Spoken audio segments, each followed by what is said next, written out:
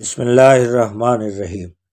حضرت عائشہ رضی اللہ تعالی عنہ فرماتی ہیں کہ رسول اللہ صلی اللہ علیہ وسلم نے ارشاد فرمایا، ایک روز حضرت جبریل میرے پاس حاضر ہوئے اور عرض کی کہ میں نے زمین کے تمام مشرق اور مغرب کو چھان مارا ہے، لیکن میں نے کوئی ایسا مرد نہیں دیکھا جو محمد مصطفیٰ صلی اللہ علیہ وسلم سے افضل ہو، اور نہ کوئی خاندان دیکھا ہے جو خاندان بنی ہاشم سے افضل و اعلیٰ ہو۔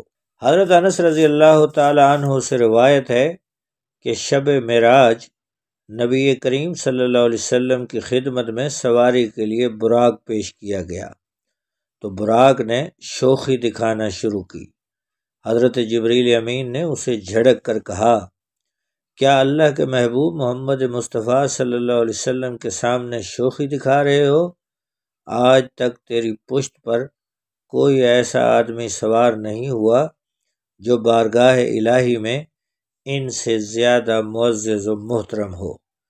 جبریل کی اس سرزنش پر براق پسینے سے شرابور ہو گیا۔